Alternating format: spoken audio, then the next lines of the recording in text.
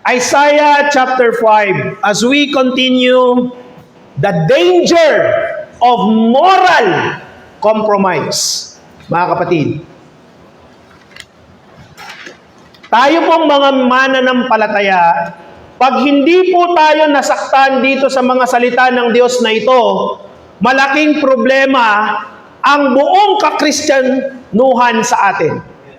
Pag hindi tayo nasaktan sa mga salita ng Diyos, at pag hindi tayo nagising sa mga bagay na ating mapapakinggan, mga kapatid, kailangan po nating magpasiyasat sa Panginoon.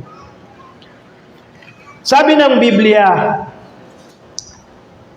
Isaiah chapter 5, verses 18 to 23. Iwan muna natin saglit si David. Kasi kawawa naman si David palagi na lang siyang napagbibintangan, palagi na lang siyang nabibigyan ng sala. Kapag ang Kristiyano nagkasala, pag ang Kristiyano nanghina, ganyan din yung ginawa ni David Palagi na lang siyang napagbibintangan. No? O dito muna tayo sa hula ni Propeta Isaias. Isaiah chapter 5 verse 18. Sa aba nila na nagsisihila ng kasamaan sa pamamagitan ng mga panali ng walang kabuluhan at ng kasalanan na tila panali ng kariton na nagsasabi, magmaliksi siya, madaliin niya ang kanyang gawa upang aming makita at lumapit at dumating nawa ang payo ng banal ng Israel upang aming maalaman. Sa aba nila na nagsisitawag ng mabuti ay masama at ng masama ay mabuti, na inaaring dilim ang liwanag at liwanag ang dilim, na inaaring mapait ang matamis at matamis ang mapait. Sa aba nila na pantas sa kanilang sariling mga mata at mabait sa kanilang sariling paningin. Sa aba nila na malakas uminom ng alak at mga taong malakas sa paghahalo ng matapang na inumin. And in verse 23, na nagsisiaring ganap sa masama dahil sa suhol at inaalis ang katwiran sa matuwid. Kapampangan po ng verse 20. Ito po yung sabi niya, makanunos na kayo, uling awsan yung emayap, ingmayap. At emayap, yaingawsan yung mayap. Gagawan niyang masala, ing madalumdum. At gagawan niyang madalumdum, ing masala. At gagawan yung mayumo, pati ing mapait. At ing mayumo naman, yaing gagawan yung mapait. Panwanano po ning ginureng kayang banalayamano kana akong kapatadak kang Kristo, umetamot manalangin king Ginoo. Makapangyarihang Diyos na may lalang ng langit at ng lupa. Dakila naming Ama, Diyos na mapagmahal, maawain sa kanyang mga anak. Panginoon, kami po ay lumalapit sa iyong tronong luklukan sa oras na ito. Hindi man po kami karapat-dapat, O Diyos. May mga pagkukulang, may mga pagkakasala kami na nagagawa, naiisip, nasasalita, O Diyos, mga bagay na hindi po kaaya-aya sa iyong banal na harapan. O Diyos, siyasatin mo ang aming mga puso. Kung meron man po kayong nakikita sa amin ngayon ng mga bagay na hindi po kaaya-aya sa iyo, alisin mo po sa amin ang mga bagay na ito at iatid mo kami, Panginoon, gabayan mo kami sa liwanag ng iyong mga banal na salita. O Diyos, ikubli mo ang iyong walang kabuluhang lingkod. Itago mo siya, Panginoon, gabayan ang kanyang bibig sa pagsasalita. Huwag mo nawang hayaan, Panginoon, na makapagsalita siya ayon sa kanyang sariling karunungan. At nawa, O Diyos, sa tulong ng iyong Espiritong Banal, pangunahan mo ang bawat isa sa amin. Bigyan mo kami, Panginoong Diyos, ng pakiramdam sa iyong mga banal na salita. At nawa, mabigyan kami ng kurot sa aming mga puso. O Diyos, saganang aming mga sarili. Tunay nga po, Panginoon, na wala kaming magagawa. Hayaan mo, O Diyos, na maghari ang iyong mga banal na salita sa aming mga buhay, sa aming mga puso, upang sa gayon, ano man ang mga bagay na kailangang ituwid sa amin, ay mangyari nawa, O Diyos, ayon sa iyong kalooban. Ang papuri, parangal at pasalamat ay binibigay namin sa iyo. Ito ang aming samad dalangin inihiling sa tanging pangalan ng aming Panginoong Yesus. Amen. Mari na po kayo magsiupo, mga kapatid.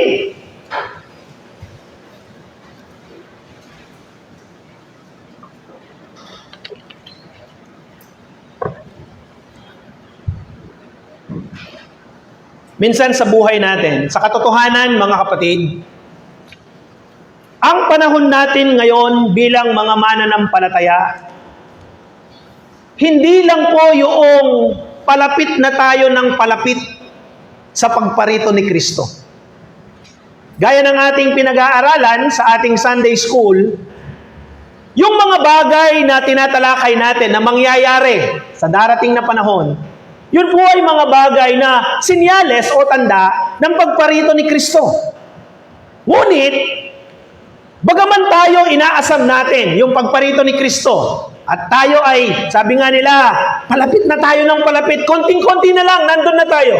Pero bago po mangyari yun, mga kapatid, tayo ay darako, tayo ay makakaranas ng mga bagay na kung saan, mga kapatid, napakahirap ng sitwasyon, ng kalagayan ng mga mananampalataya. At sa katotohanan, kagaya ng sinabi ni Apostol Pablo, mga kapatid, tayo ay nasa huling panahon, mga mapanganib na panahon. Yan ang ating tunay na kalagayan. Sinasabi ni Apostol Pablo sa aklat ng 2 Timoteo, pangkat na 3, mga kapatid, mga talatang 1 hanggang sa 7. Binabanggit ni Apostol Pablo ang tunay na kalagayan natin sa huli at mapanganib na panahon. At kung ating babaybayin yan, mga kapatid, kung ating titignan ang mga bagay na yan, masasabi natin that one of the biggest problem of the world, of man, of Christianity, is moral compromise. Pag sinabi nating moral, mga kapatid, it talks about the character, the integrity, and the standard of living among Christians. Pag sinabi nating moral, it talks about good and bad. Amen? Pag pinag-uusapan ng moral ng isang tao, pinag-uusapan natin ang tungkol sa mabuti at masama. Pero ang katotohanan, sa panahon natin ngayon at ang kinakaharap ng mga Kristiyano, mga kapatid, there is a battle between good and evil. Even within us, kahit mismo sa ating mga sarili, mga kapatid, nagkakaroon ng pag-aaway ang mabuti at masama. Simba ko o wali? Ha? Pagising mo ngayong araw na to, simba ko kaya o wali ko? Alina ako, masakit ko katawan. Di ba? Maglilingkod kaya ako sa Panginoon o hindi? Si Apostol Pablo mismo, in-acknowledge niya ang bagay na yan . In Romans chapter 7, mga kapatid, yung mga bagay na gusto kong gawin, ay hindi ko magawa. Pero yung mga bagay na ayaw kong gawin, ay siya namang nagagawa ko. Sabi niya, Apostol Pablo. At kung yung mga bagay na ayaw kong gawin ay siyang nagagawa ko, hindi ako ang nakakagawa nun, sabi niya. Kundi bagkus, yung kasalanan na tumitira sa akin. Kaya nga, isa sa mabigat na pinag-aaralan natin na hindi nauunawaan ng ibang mga denominasyon ay yung twofold nature of man. Na sa isang taong mananampalataya, may nakatira sa kanya na lumang pagkatao at may nakatira sa kanya na bagong pagkatao. Kaya sa mga miyembro, pag umiral yung lumang pagkatao, tinatamad. Ganyan po yan. Now, when we talk about morality, when we talk about moral compromise, sinasabi ng tao, wala na tayong magawa. Kasi ganyan na yan. Ha? Wala alata na nga karapat ken. Kasi makanya na yung gagawan do. Tanggapan tana mo. Yan. Alam niyo po, sa lahat ng mga kasalanan, okay? Yung tinatawag po nilang, anong tawag dito? Tolerance is the most worst. Pag pinabayaan na lang natin yan, mangyayari at mangyayari na lang ang mga bagay na feeling natin wala na tayong magagawa. My dear brothers and sisters, sa kasalanan, sa katotohanan, pag pinag-uusapan ng kasalanan,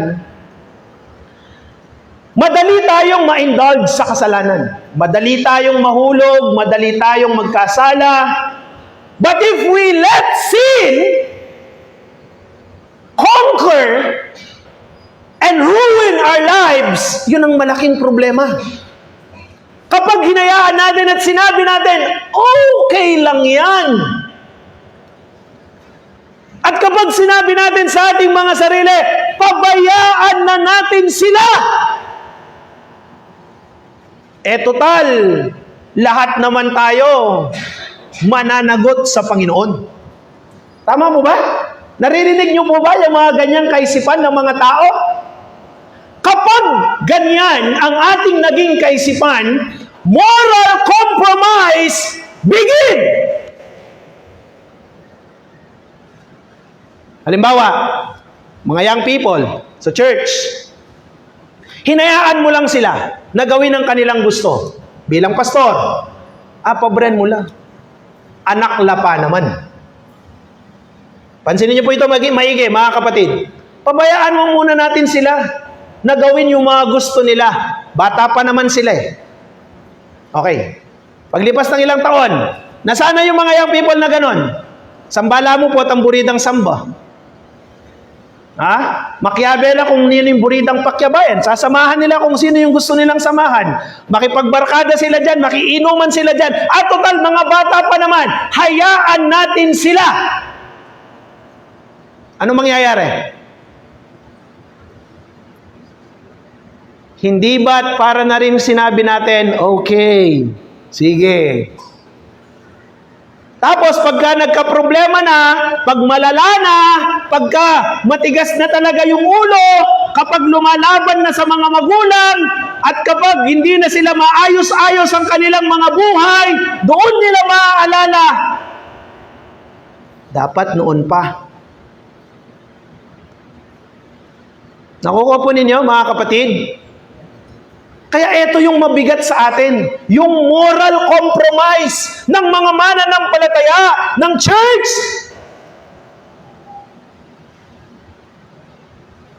Kaya't kung hindi po natin gigisingin ang ating mga sarili, mga kapatid, kung hindi po natin susubaybayan, susundan ng mga salita ng Diyos, para na rin ng Latin sinabi, let us go with the flow. Ganun po ba? Alam niyo po, kung titignan natin itong mga sinasabi ni Propeta Isaias, actually these are prophecy. Ito po ay mga hula ni Propeta Isaiah para sa kaharian ng Huda. And because itong lahi ng Israel na to ay nanya ken Tagaloging migpakaroro.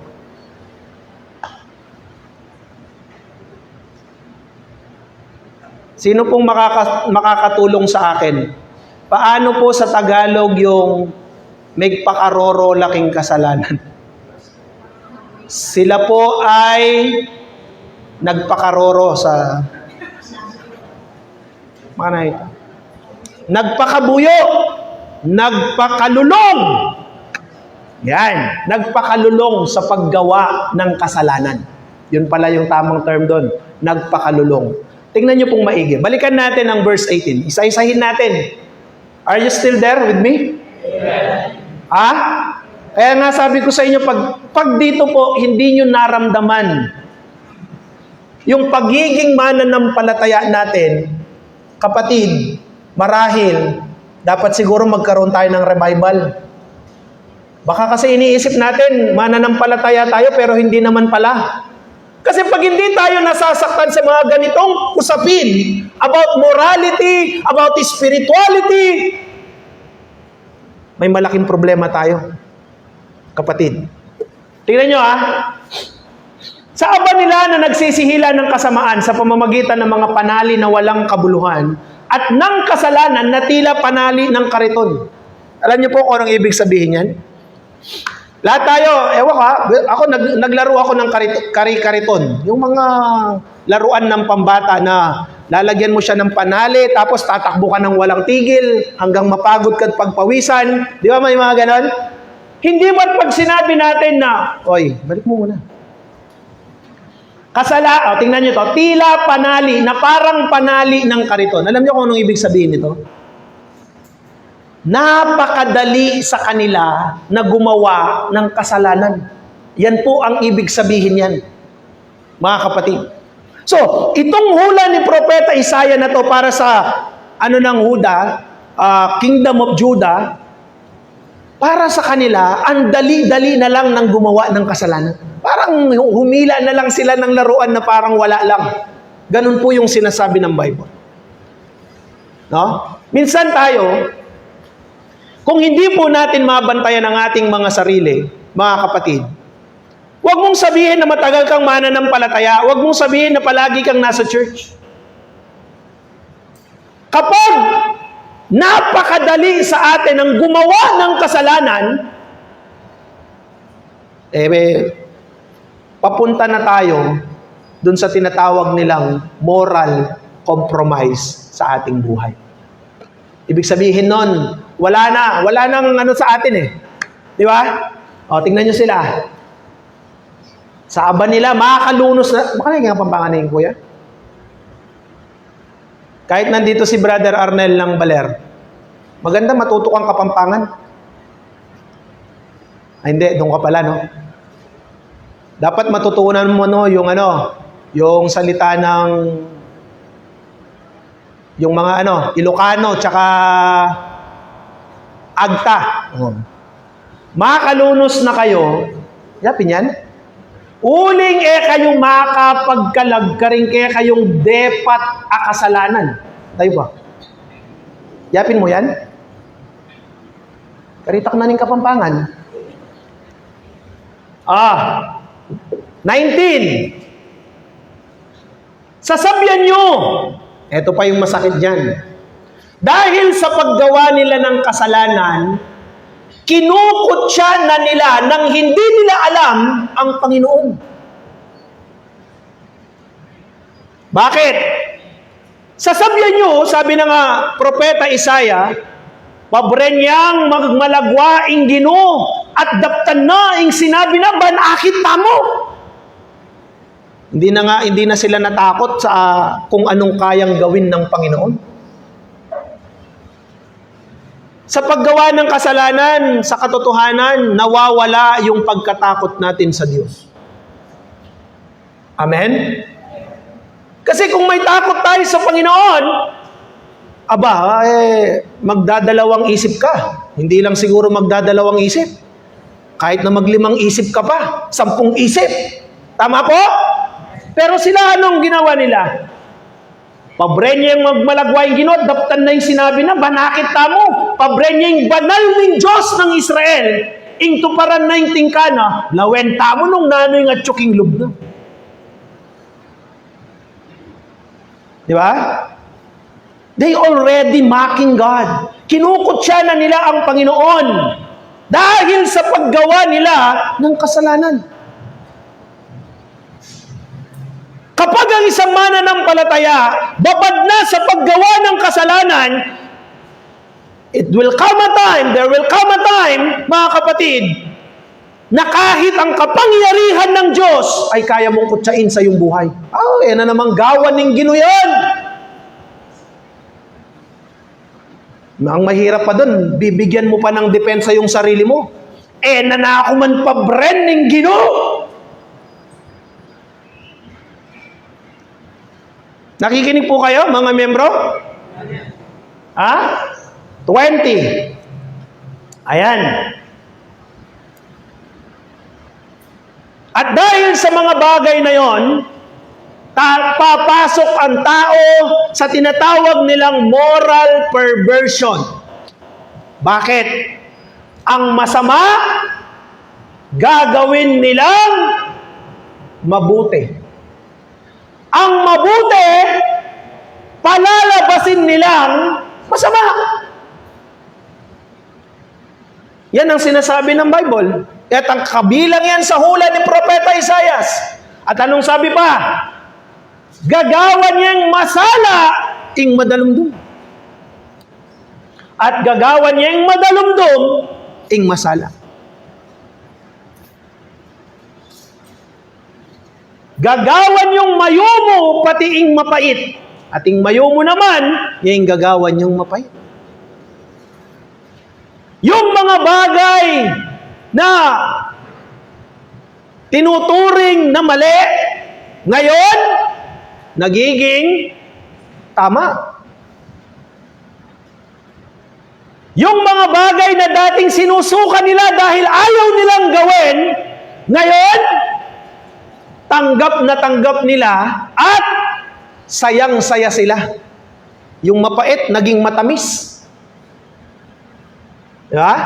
At yung bagay naman na matamis, na siyang dapat gawin, siya naman ngayon ay itinuturing nilang mapait.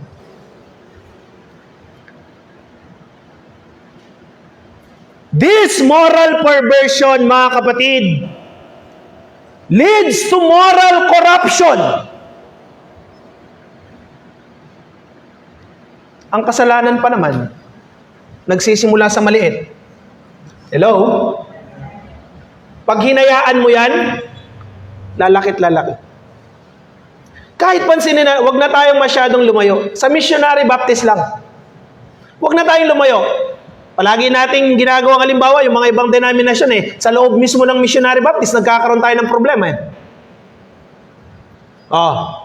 Moral perversion leads to moral corruption and it will deliberately reject God's Word.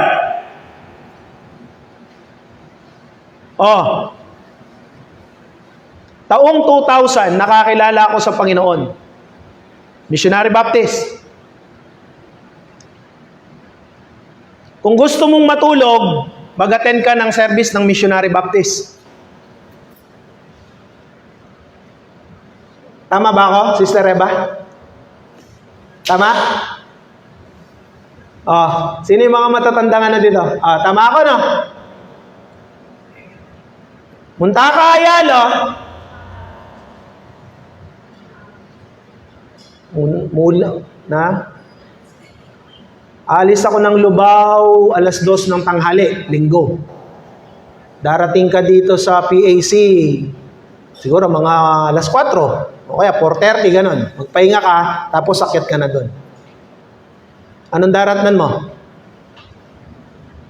Dasan may itang kapilya.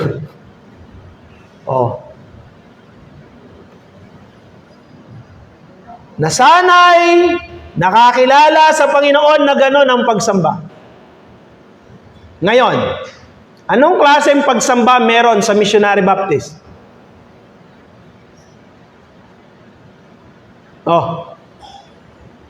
Nakuha niyo yung ibig kong sabihin? Bakit? Kasi ang sabi ng mga pastor, hayaan na natin ang mga young people.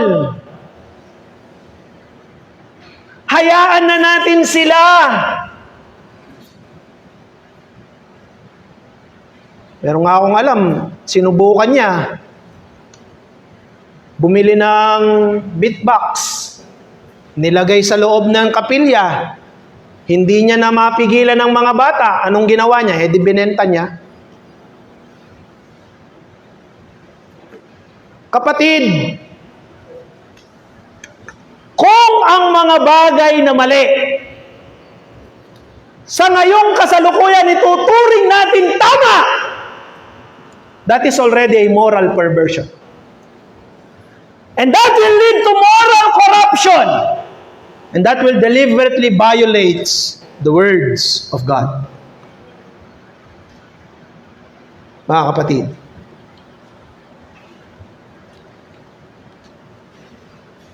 there is already a moral decline among Christianity nowadays. Meron ng moral na pagbaba sa kasalukuyang estado ng mga mananampalataya ngayon. Bakit merong mga iba't ibang denominasyon that they don't even preach anymore about sin? Bakit laganap ngayon ang mga born-again Christians, ang mga iba't ibang mga contemporary Christians, contemporary music at kung ano-ano pa man, that they don't even mention about repentance and sin? Why? Kasi hindi raw yan ang kailangan ng mga tao ngayon. Anong kailangan daw ng tao ngayon? Love, love, love. Love, love, love.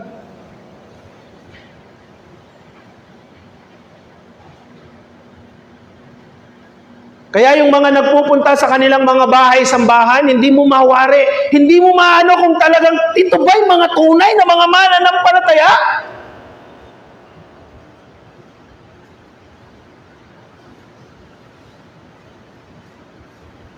Kahit ang mga pastor ngayon na tumatayo sa likuran ng pulpito, nawawala na ang moral standards at nakikipag-compromise na lang para hindi mawalan ng mga miyembro.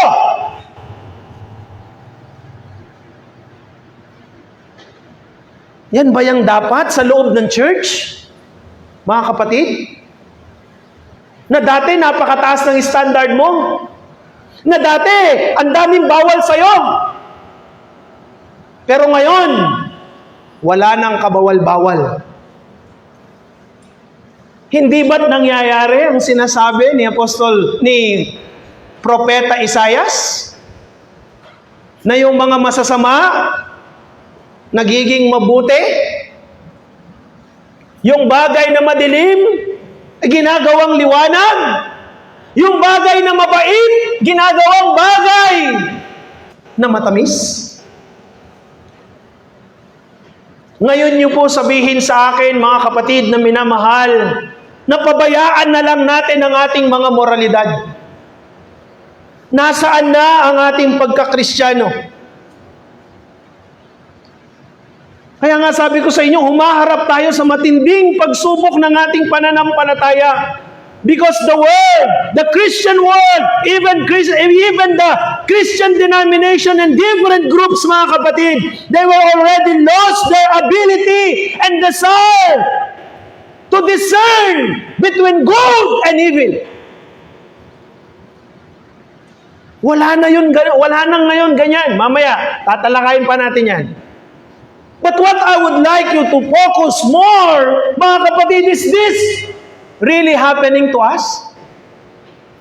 Nangyayari po ba ito ngayon?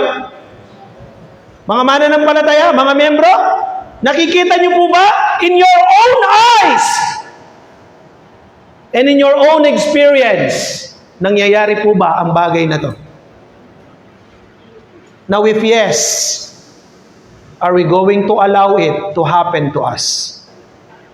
Are we going to allow that moral compromise, moral moral corruption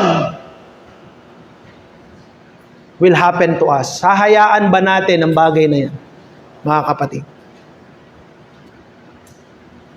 And this verse also tells us, binabanggit din ng talatang to, mga kapatid, yung deliberate deception among the people of God. Hinahayaan na lang nila na sila po ay madaya. Hinahayaan na lang nila na mangyari ang mga bagay na yan.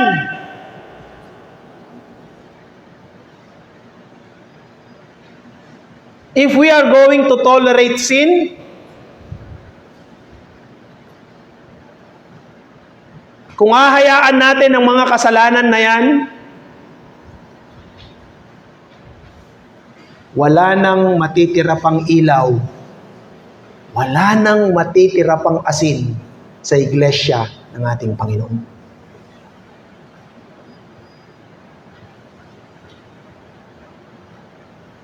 Sabi pa ng verse 21, makalunos na kayo! Huling isipan nyo yung totoo na kayong biyasa at mautak kaya kayong pamibalak.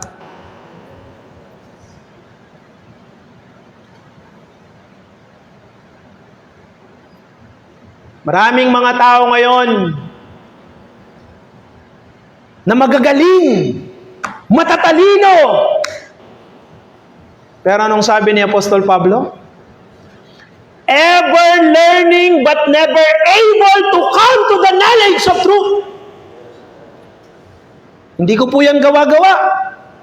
Sinabi yan ni Apostol Pablo at yan ay isang magiging bagay din na halimbawa at pangyayari sa ating huling panahon. Sabi ni Apostle Paul in 2 Timothy chapter 3 verse 7.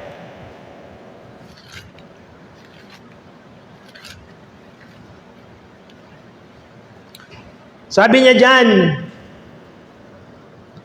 ever learning and never able to come to the knowledge of truth. Nangyayari ba yung sinabi ni Propeta Isaiah? Sabi ni Propeta Isaiah, Isaiah chapter 5 verse 21, kaawa-awa kayo. Di ba? Sa Tagalog, kuya? Kaawa-awa. Bakit? Yung mga nagsasabi na marunong sila, yung mga nagsasabi na maalam sila, sa aba nila napantas sa kanilang sariling mga mata at mabait sa kanilang sariling paningin.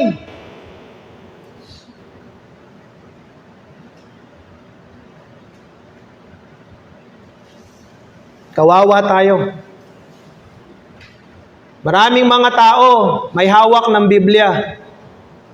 Maraming mga grupo ang gamit sa pangangaral, Biblia. Maraming mga magagaling na pastor at mga gwapo pa ngang pastor mga sikat pa nga na mga pastor.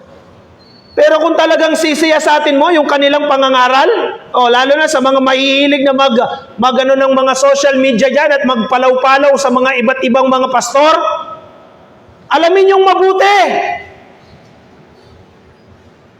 Bago nyo i-post yung preach ng pastor, kung sino mang pastor yan, lalo't hindi nyo naman talaga siya kakilala, alamin yung mabuti. Kasi ang nangyayari ngayon, alam nyo kung ano, pasikatan na lang sa social media. Hindi na nagiging sikat ang salita ng Panginoon. Hindi na nagiging sikat ang pag-alam sa katotohanan.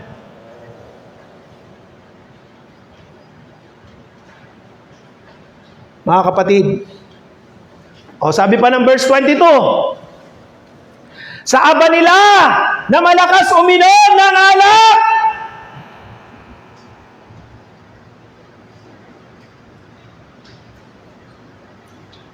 Hindi ko alam kung anong ginagawa nyo sa mga bahay nyo, mga kalalakihan kayo. Pero wag lang kayong pahuhuli sa akin na umiinom kayo. Sisiguraduhin ko sa inyo, mitagayan tamo. Ay, aliya pala na.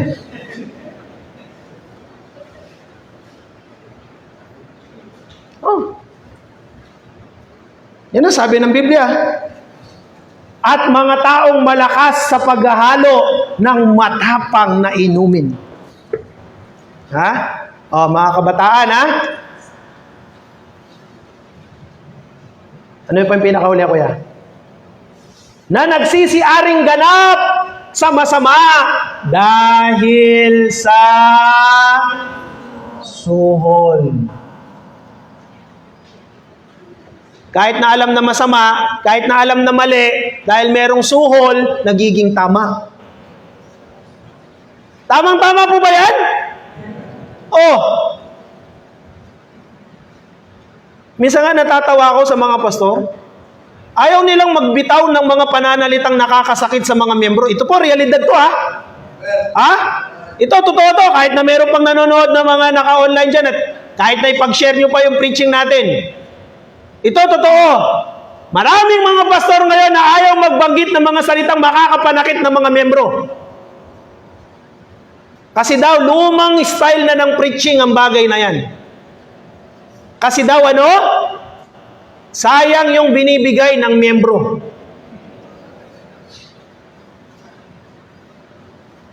Minsan napapaisip ako, ano kaya ang concern ng tao na to? Kaya dapat, mga kapatid, ako hindi ko po pinipilit ang sarili ko sa inyo. Kung sa palagay nyo na hindi ako nakakatulong sa spiritual nyo, malaya naman po kayo. Hindi ko rin naman ipagpipilit ang aking sarili sa inyo. Pero suriin po ninyo, mga kapatid. Malaya kayo, sige. Maghanap kayo ng mga pastor. Kung sa paningin nyo, sila yung makakatulong sa spiritual nyo. Mulat sa pool, sinasabi ko po yan sa Abiding Grace. Mulat sa pool, sinasabi ko po yan. Kung sa paningin nyo, yung mga ibang pastor na ganon, na walang tinatalakay tungkol sa kasalanan at kamalian ng mga miyembro, dun sa mga pastor na talagang nagpapatawa lang sa inyo, dun sa mga pastor na talagang hagod lang ng hagod sa inyong likod, pag marami kayong binibigay, maghanap kayo ng ganon. Mga kapatid, from the very beginning, sinasabi ko yan sa Abiding Grace. Pero salamat naman sa Panginoon, napagtiisan nyo kong 15 years. See? Inaalis ang katwiran sa matuwid. No pwedeng panyabyanan pastor deng miyembro nga reni. Huling ilang peka supporter na. No pwedeng panyabyanan deni. Pwedeng magbanggit laban ka reni. Kasi nakodeng supportano. Detang kayang support. Wala pong ganyan. Kapatid,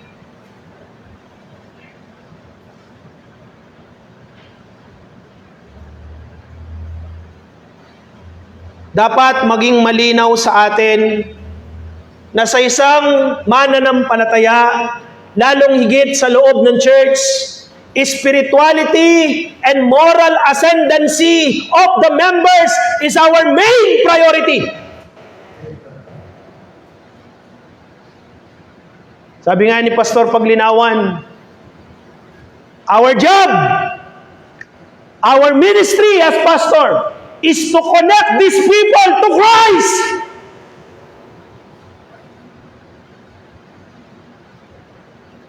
Kailangan ma-connect natin sila kay Kristo. Pag hindi natin nagawa yon, wala tayong ministry. Kahit na mahirap, kailangan pa rin gawin. Kahit na matigas ang ulo ng mga membro na yan, kailangan mo pa rin silang i-connect kay Kristo. At kapag hindi na natin nagawa yon, pabayaan na lang natin. But our main ministry is to connect all these people to Christ. Pag ang lahat ng mga miyembro, nagkaroon sila ng connection kay Kristo, ikaw na pastor, maaalis ang sakit ng ulo mo. Di ba? Yun nga lang, patibayan. Huling din miyembro, mga siyas labunto. Pero wala tayong magagawa. Yan yung pinili natin eh. Yan yung pagkatawag natin sa Panginoon. Amen? Oh. So this is it, mga kapatid. Now, there is a timeless principle with regards to this matter.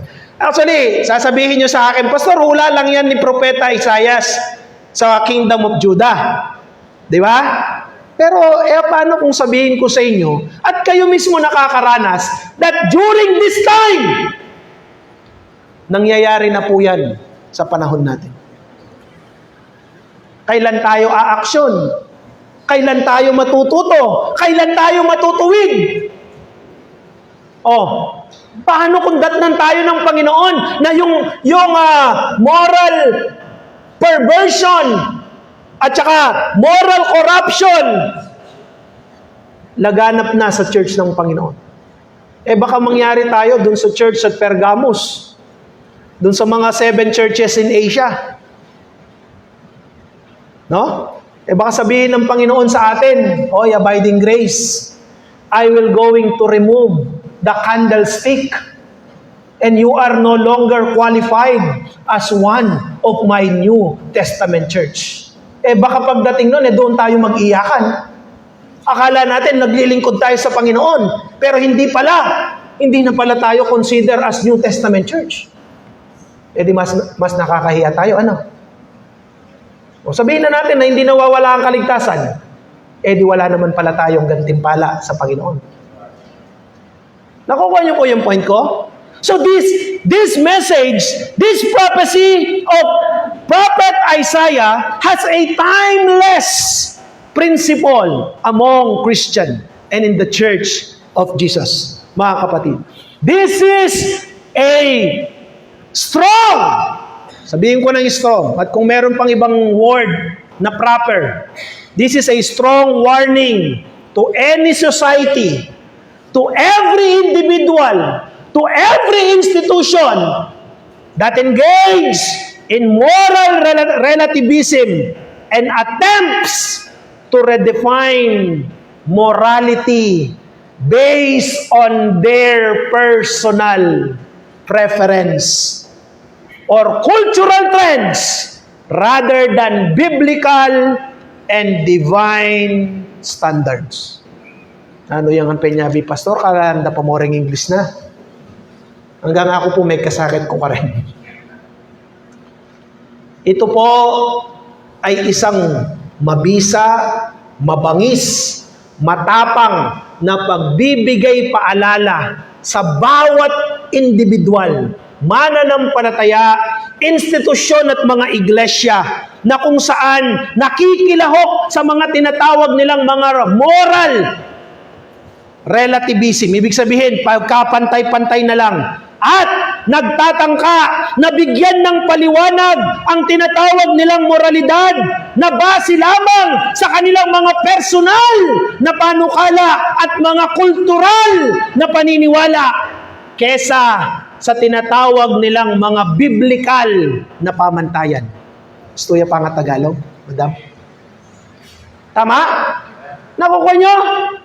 So this is a warning para sa atin. That's why, Christian, please, huwag kayong matulog. Nakinig tayo sa salita ng Diyos. Sabi ni Apostle Paul, awake thou that sleepest. Gisingin natin sila. Gisingin natin ang mga pastor na to. Gisingin natin ang mga iglesyang ito. Gisingin natin ang mga Kristiyanong ito na natutulog lang sa pansitan. At wala silang pakialam sa kanilang mga moralidad. Mga kapatid,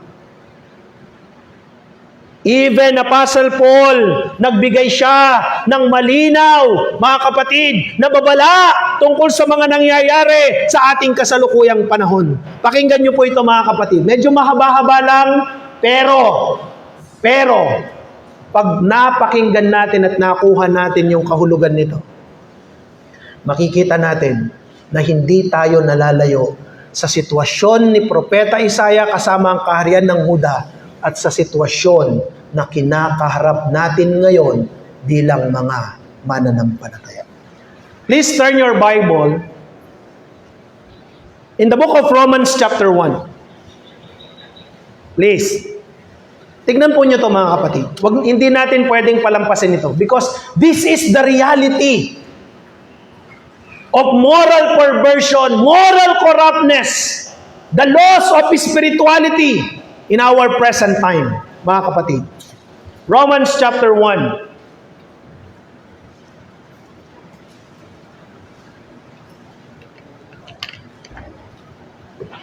Umpisahan natin, Kuya Deo. Tignan natin dito sa verse 18. Kung tatama tayo. Nandyan po kayo? Amen.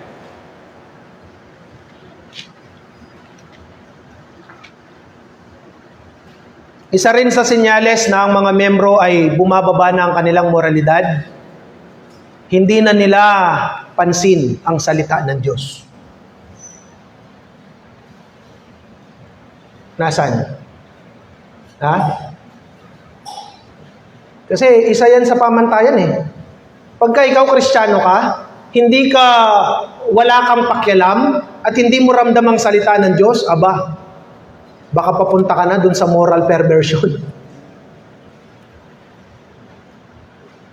Kasi yan din yung sinabi ni Apostle Paul in 2 Timothy chapter 4, di ba? Hindi na nila papansinin ang mga mahalagang aral, kundi bagkus papanig na doon sa mga katha, at doon sa mga kiliti. Ibig sabihin, yung moral ascendancy mo, pababa ka na. Wala na yun. Kristiyano, nakikinig pa? Tingnan niyo po ito ha. Yan ba yun, Kuya Deo? Okay, verse 18.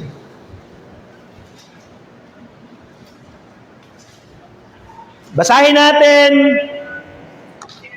at tignan natin mga kapatid kung ang mga bagay na ito ay nangyayari ba sa kasalukuyan. At ano yung sabi ni Apostle Paul? Isipin mo, ang Book of Romans, nasulat yan siguro mga around 60 AD. Anong taon na tayo ngayon? 2025. Di ba? Yan ang kagandahan ng salita ng Diyos.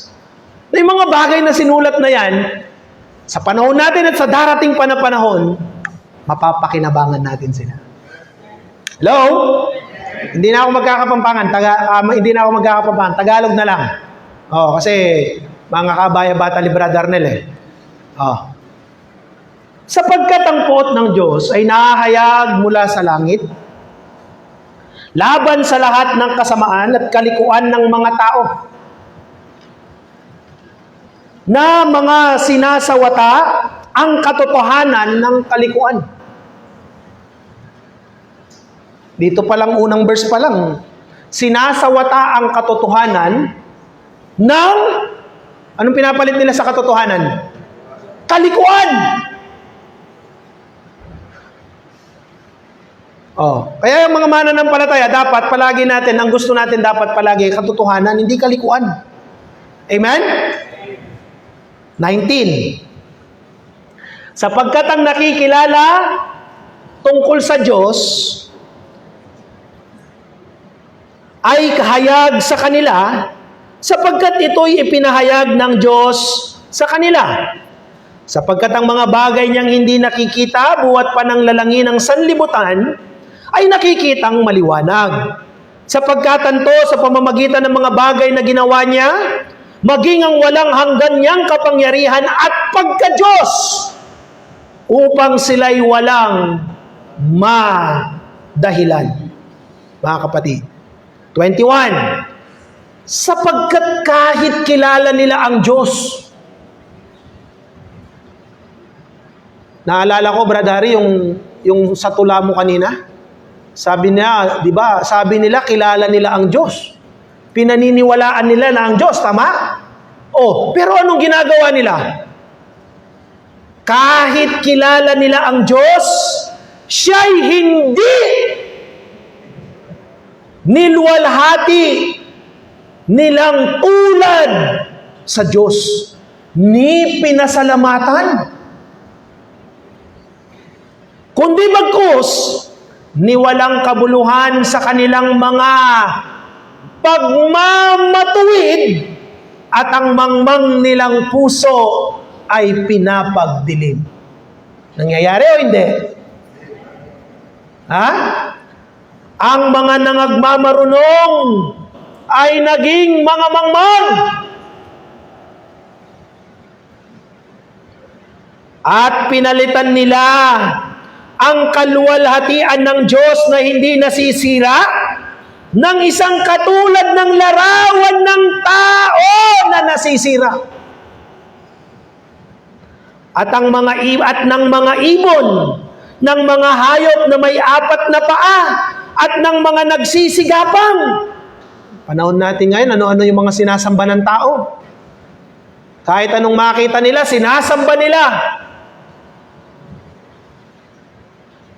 Pinalitan nila yung kaluwalhatian ng Diyos. Dahil dito'y sa karumihan ng mga pita ng kanilang mga puso, ay ibinigay nila sila ng Diyos sa kahalayan upang alisan nila ng puri ang kanilang mga katawan sa kani-kanilang sarili. Sapagkat pinalitan nila ang katotohanan ng Diyos ng kasinungalingan. At sila'y nagsisamba at nangaglingkod sa nilalang kaysa lumalang. Hindi ba totoong nangyayari yan? Ang mga tao ngayon, yung puno ng relihiyon ang kanilang sinasamba at tinataas at hindi na si Kristo. Pansinin niyo po yan, mga kapatid. Mas sinasamba pa nila yung nilalang kesa dun sa lumalang. Yan po'y katotohanan, mga kapatid. Ano pang sabi ng Bible? Na siyang pinupuri magpakailanman. Amen. May kasunod pa.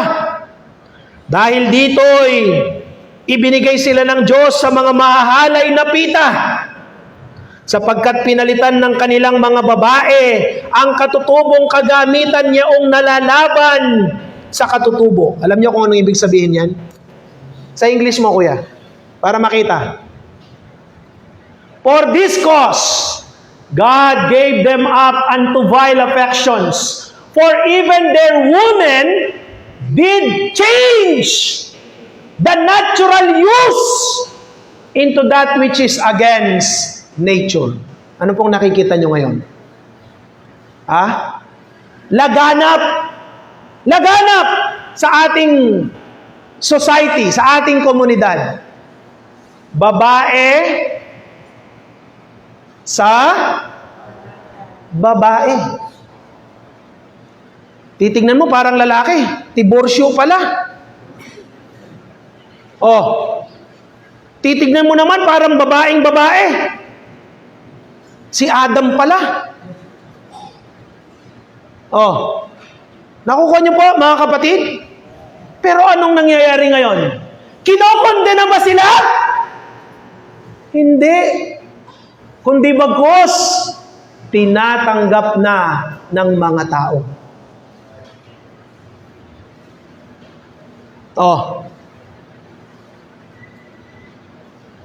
Babae sa babae, magkasama. Kinakasal pa nga. Tama po ba ako? Lalaki sa lalaki, magkasama. Kinakasal pa nga. Pag nagbitaw ka ng mga pananalita laban sa mga LGBTQ, anong sasabihin nila? Mapanghusga kang pastor! Kaya yung mga ibang pastor, kahit na mga bakla, kahit na mga tomboy, pinapayagan nila na maging membro sa church. Wala namang problema yan na dumalo ang mga bakla at tomboy sa atin. Gustong-gusto nga natin yan eh. Amen? Para makarinig sila ng salita ng Diyos at baguhin sila ng Panginoon. Amen? Yung dating bading, nung makilala niya si Kristo, naging badong. Amen? Ganon yung layunin natin. Pero hindi sila mananatiling ganon.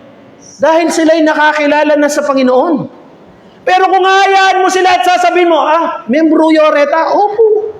Nanuyeta, babae, lalaki. Pareho.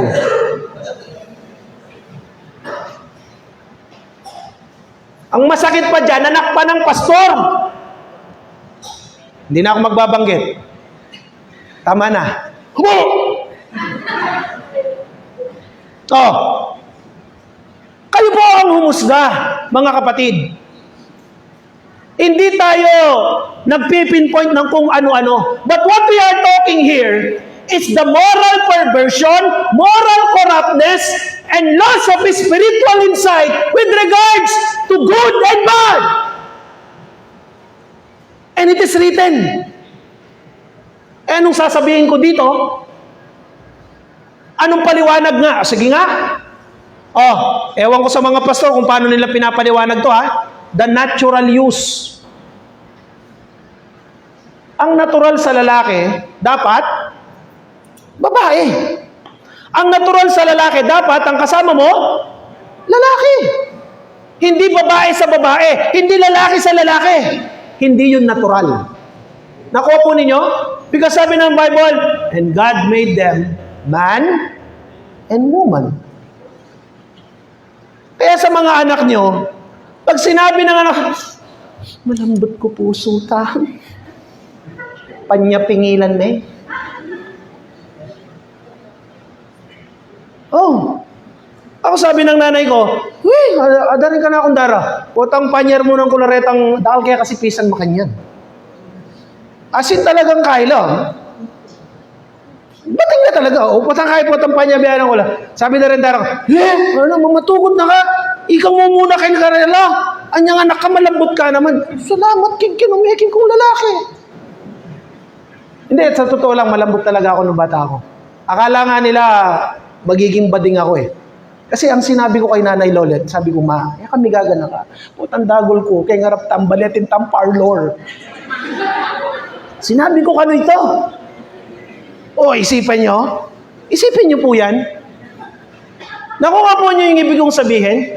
And this is reality. King katapang kong itsurang ni Mika parlor ko. Palagay nyo. Ha? Hindi, kayo lang po. Palagay nyo. Kung halimbawa, sa tapang ng itsura ko na to, nagkaroon ako ng parlor, pupunta ba kayo? Oita, potang karaskin pa magpakaili, makagising langan. 27. At gayon din naman ang mga lalaki. Na iniwan ang katutubong kagamitan sa mga babae ay nangagningas sa kanilang karumihan ng pita ang isa't isa na gumagawa ng kahalayan ang mga lalaki sa mga kapwa lalaki at tumatanggap sa kanilang sarili ng kagantihan ng kanilang pagkakamali. Alam niyo, itong bagay na yan, I admit, yan po ay nangyari sa akin. Kaya lang, pinagbabawalan na ako ni Sister Marcel na banggitin ang mga bagay na yan. But this is a personal testimony. Kaya sabi ko sa mga kabataan, sabi ko nga sa kanila, kung pagdating lang sa kalokohan, hindi sila kakalahati sa kalokohang nagawa ko. Yes! Ito pong bagay na to, nangyari po yan sa inyong lingkod. But it is all part of my past. And I thank the Lord na hinango niya ako sa bagay na yan. And I thank God. I praise the Lord. Sabi naping Sister Maricel, nung hikit na ka mo, niyang adik ka nga, hindi na ka manaburyanan.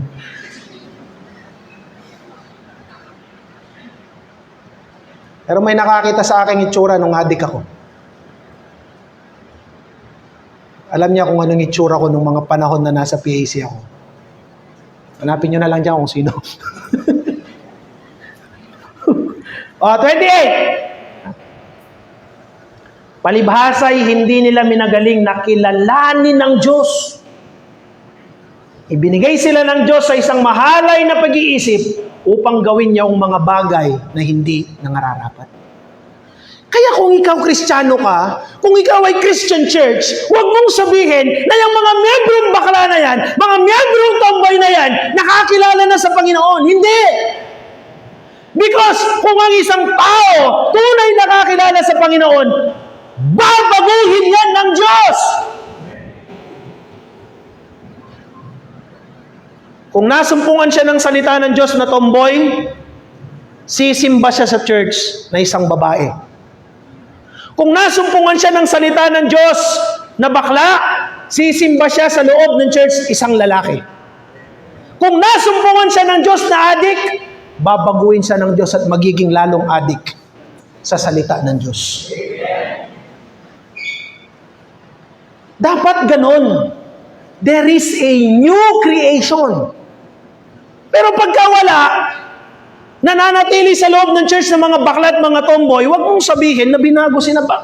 Ito sabi ng Panginoon, palibhasa hindi nila minagaling na kilalanin ng Diyos. Kasi kung kikilalanin nila ang Diyos, babaguhin sila ng Diyos. Ibinigay sila ng Diyos sa isang mahalay na pag-iisip upang gawin yung mga bagay hindi nangararapat. Tapos, membro ka ng missionary baptist, mag-uuwi ka ng lalaki sa bahay mo. Lalaki ka, mag-uuwi ka ng lalaki. Membro ka ng missionary baptist, tomboy ka, bakla ka. Hindi po totoong pagbabago yan. Hindi natin sila ginajudge. But where is the morality? Where is the moral ascendancy inside the church? 29. Marami pa, kuya. Nangapuspos sila ng buong kalikuan ng kasamaan, kasakiman, kahalayan, puspos ng kapanagalian ng pagpatay sa kapwa-tao, pagtatalo, pagdaraya, mga kasamaan, mga pagpupasala. 30. Mga mapanirang turi. Mga napopoot sa Diyos, mga manlalait, mga palalo, mapagmapuri, mga ngatha ng mga kasamaan, mga marites.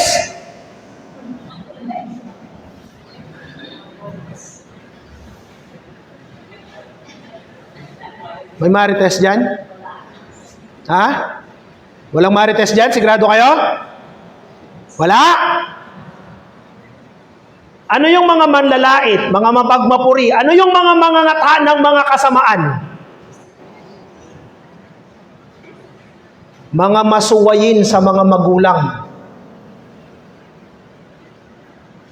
Mga haling, hindi tapat sa tipanan. Mga walang katutubong paggilim, mga walang abag. 32. Last. Bagaman nalalaman nila ang kautusan ng Diyos. Ito yung masakit doon.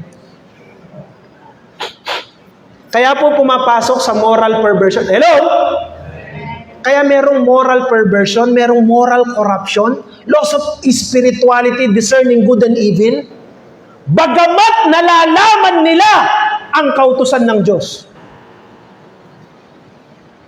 Huwag niyo sabihin sa akin, hindi ito alam ng mga pastor. Huwag niyo sabihin sa akin na hindi ito alam ng mga born-again church. Huwag niyo sabihin sa akin na hindi nila pinapaliwanag to. Magagaling pa nga sila sa atin Pero anong nangyayari? Why is there so many moral corruption and moral perversion in the Christian church nowadays? Why? And this is the answer. Bagaman nalalaman nilang kautusan ng Diyos na ang mga nagsisigawa ng gayong mga bagay, mga karapat-dapat sa kamatayan, ay hindi lamang gayon ang ginagawa. Eto ba, masakit? Nakikinig pa kayo? Ay hindi lamang gayon ang ginagawa. They already know. Alam na nila, tama? Pero wala silang ginagawa. Hinahayaan lang nila. Ano pang sabi niya? Kundi naman, pinapayagan. Mga pastor na nakikinig, mga membro ng Missionary Baptist na nakikinig, kung magagalit kayo sa akin, anong sasabihin nyo dito? They know the words of God. Pero sabi niya dyan, Pinapayagan ang mga nagsisigawa ng mga yaon. Judge the scriptures. Hello? Sige, hatulan nyo ang sinasabi ng banal na kasulatan. Mga Kristiyano, ngayon kayo magbingi-bingian. Mga Kristiyano, ngayon yung sabihin sa akin, nakakasakit ka ng damdamin. Ngayon yung sabihin sa akin na ayaw nyong pakinggan ang salita ng Diyos. Kung papayagan ko po ang bagay na yan, anong mangyayari sa akin? Anong mangyayari sa church? Anong mangyayari sa atin? Naiintindihan niyo po ngayon, mga kapatid? Naiintindihan niyo yung hugot ng bawat sermon ko sa inyo? Naiintindihan niyo yung mga bagay na bawat sandali? Sinasermon ko kayo, sinasabihan ko kayo. Ngayon niyo sabihin sa akin na wag na nating pakialaman ang moralidad ng isang Kristiyano. Bitawan niyo yung mga cellphone niyo na yan. Babato ko yung mga cellphone niyo.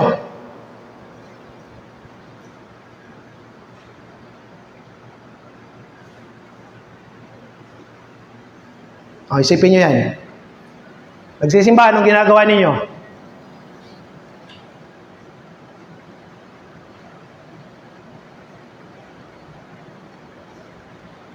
Sige. Payagan ko kayo. Gawin nyo lahat ng gusto nyo sa church. Ano mangyayari sa atin? Sige po, isipin nyo. Huwag ko na kayong pakialaman. Pastor, pabayaan mo na sila. Nakapa-stress ka relo. Muno isipan, ila mo ring managot king Ginoo. Bakit ako yung managot?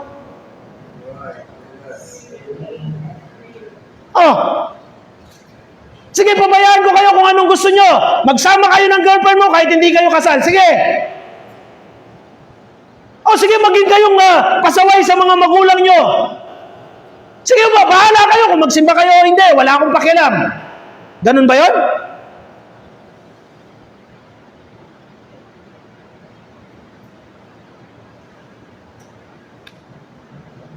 Malinaw na nga to. Alam nila yung salita ng Diyos.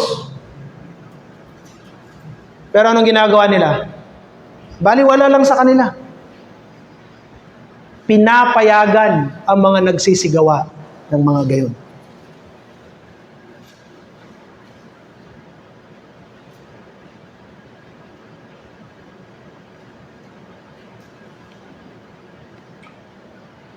Tumingin tayo sa ating kapaligiran. Suriin natin ang ating kasalukuyang sitwasyon. Pagmasdan niyo pong maigi kung ano ang nangyayaring kabulukan sa moralidad ng tao ngayong kasalukuyang panahon. Tsaka niyo po sabihin sa akin, pabayaan mo na kami.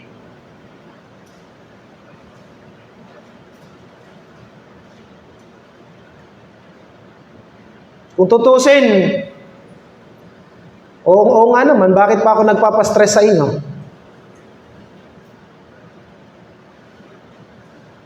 So magsimba ka o hindi, wala naman akong ano dyan eh.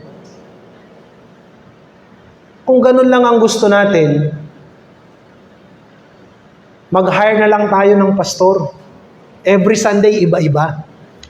Kung ganun lang na, okay, mapmukit ang sabing sinimba ko, mapmukit ang sabing may kiramdam ka nga mano ng Ginoo, pero itan talagang pastoring. Yun yung mahalaga doon. Mag-preach okay lang. Ang daling mag-preach. Kahit sino makakapag-preach. Pero yung pangalagaan ng kaluluwa at espiritu mo, yun ang mahirap.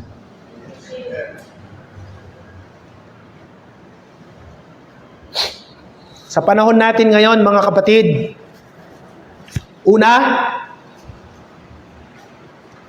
we overlook evil. Ano pong ibig sabihin ng overlook? Pinapalampas lang natin.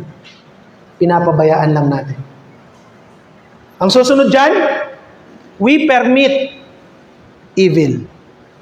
Pag in-overlook mo ang kasamaan, ibig sabihin, time will come, papayagan mo na ang kasamaan.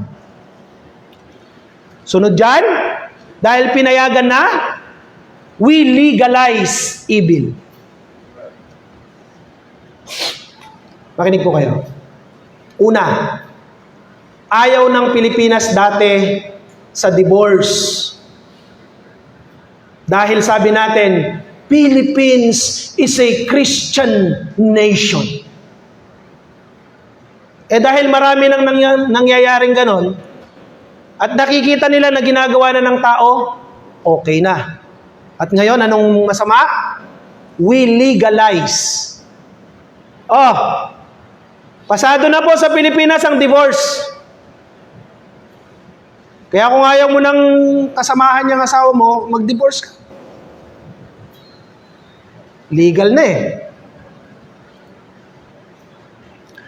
And then, we promote and celebrate evil.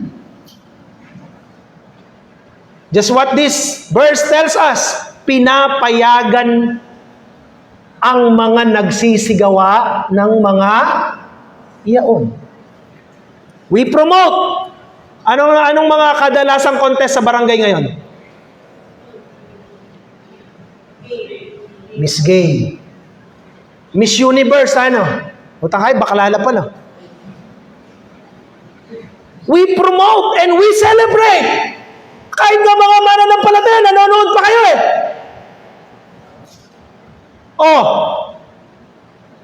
Bakit? Ay nakakawiling pa panoorin ng mga bakla. Mas sinusuportahan pa natin ang mga bakla eh. Sa television. Ito. Sino yung nanonood dun sa kabilang na may bakla? Diba lahat? Nakuha po ninyo? We celebrate, we promote, at ito yung masakit, mga kapatid. We persecute those who still call it evil. Ang masama pa ngayon, yung mga tumatayo at nagsasabing mali yan, masama yan, yun ang pine-persecute ngayong kasalukuyang panahon.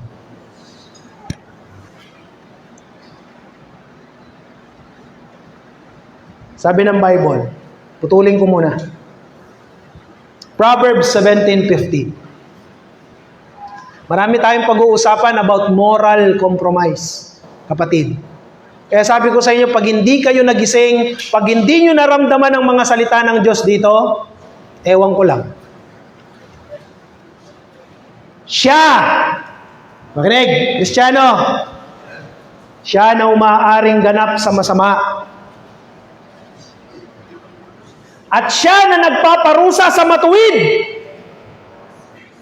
Kapwa sila kasuklam-suklam sa Panginoon.